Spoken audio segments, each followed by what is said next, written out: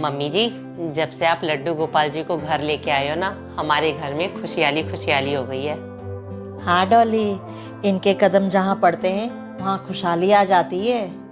ये बात तो है मम्मी जी। अभी लड्डू गोपाल जी को हमारे घर में आए शायद 1 ही महीना हुआ है और आप देख लो मेरी प्रमोशन भी हो गई है। इसको चमत्कार नहीं बोलेंगे तो और क्या बोलेंगे। बेटा, ये तो कुछ भी नहीं है। तुम लोग इनकी सेवा सच्चे दिल से करो, फिर देखना कितने बड़े बड़े चमत्कार करते हैं ये। मम्मी जी, आप बिल्कुल भी चिंता मत करो, मैं सच्चे भाव से इनकी सेवा करूंगी। और आपको पता है, जब से ये आए हैं ना, रिद्धि सिद्धि के भाई की कमी भी पूरी हो गई है। अब रिद्धि सिद्धि इनको ही अपना भाई मानने लगी है। हाँ डॉली बेटा, पहले मैं यही सोचती थी भगवान ने तुझे 2 बेटियां दी हैं, बेटा नहीं दिए, लेकिन जब से लड्डू गोपाल आए हैं मैं इन्हीं को अपना पोता मानती हूँ। ये तो है मम्मी। और आप उनका ध्यान भी ऐसे रखती हो जैसे एक दादी अपने पोते का ध्यान रखती है। बिल्कुल बेटा, आज जन्माष्टमी है, डेकोरेशन वाले को बुलाया था, अभी तक आया क्यों नहीं बेटा?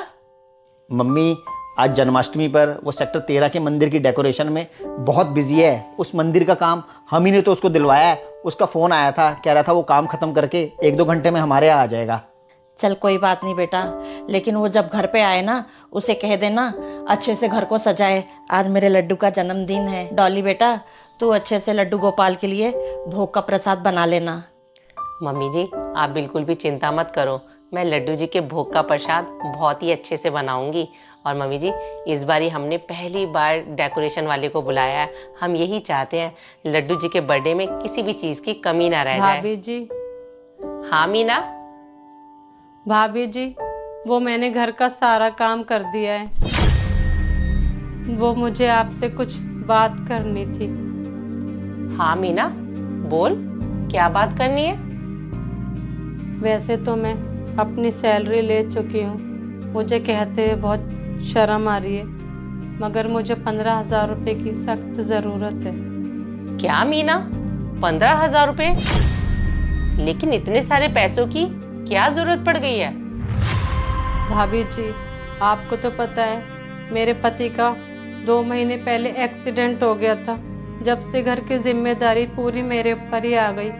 सरकारी अस्पताल में उनका इलाज कराते कराते मैं थक गई हूँ। किसी ने प्राइवेट का बताया था, मैं उनको वहाँ ले गई थी, वहाँ 15,000 का खर्चा बताया है। इसीलिए मुझे 15,000 रुपये की ज़रूरत है। मीना, मैं तेरी मजबूरी समझती हूँ और मैं तेरी मदद भी करना चाहती हूँ। आज जन्माष्टमी है, इतना बड़ा त्योहार है।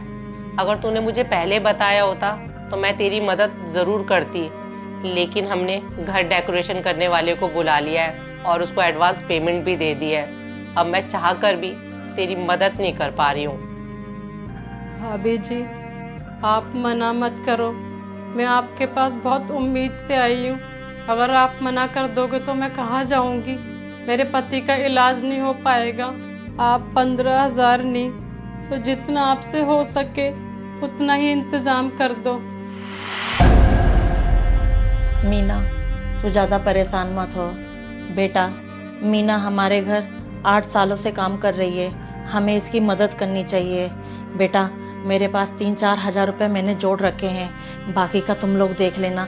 हमें मीना की मदद करनी चाहिए। हाँ मम्मी, आप बिल्कुल ठीक कह रहे हो, हमें मीना की मदद करनी चाहिए। डॉली, वैसे हमारे लिए जन्माष्टमी पर घर की डेकोरेशन करवाना इतना ज़रूरी नहीं है जितना मीना के हस्बैंड की ज़िंदगी ज़रूरी है। ऐसा करो, आप डेकोरेशन वाले को फ़ोन करके मना कर दो कि हमें डेकोरेशन नहीं करवानी। और मीना, आपको 15,000 की ज़रूरत है ना? मेरे पास अभी 10,000 रुपये पड़े हैं, ये अब 10,000 रुपये ले लो और सुबह आके 5,000 रुपये ले लेना। ठीक है भैया जी, आप लोगों का एहसान मैं ज़िंदगी भर नहीं भूलूंगी।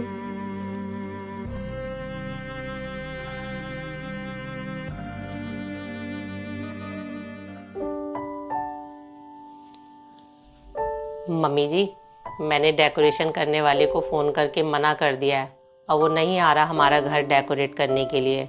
वैसे मेरा बड़ा मन था अपने घर को डेकोरेट करवाती, क्योंकि इस बार हमारे लड्डू का पहला जन्मदिन था हमारे घर। पर शायद इन्हीं की कोई मर्ज़ी होगी, आज हमने मीना की मदद करके भी कुछ अच्छा ही किया है। डॉली, हाँ राजीव। आप लोगों को ज़्यादा परेशान होने की ज़रूरत नहीं है। और रही बात घर की डेकोरेशन की, तो मैं ऐसा करता हूँ, मार्केट जाके डेकोरेशन का सामान ले आता हूँ। हम अपने हिसाब से छोटी मोटी डेकोरेशन कर लेंगे। हाँ राजीव, ये ठीक रहेगा। लगता है दरवाजे पे कोई आया है, मैं जाकर देखती हूँ।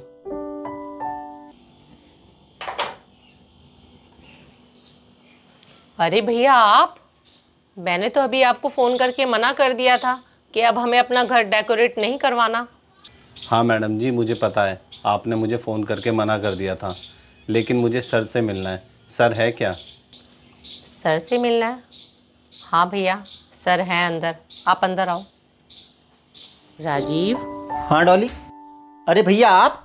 सर, जो आपने मुझे सेक्टर 13 के मंदिर का डेकोरेशन का काम दिलवाया था वो उनको बहुत पसंद आया है, और उन्होंने कहा है मुझसे कि जो भी मंदिर में काम होगा वो सारा डेकोरेशन का काम वो मुझसे ही करवाएंगे।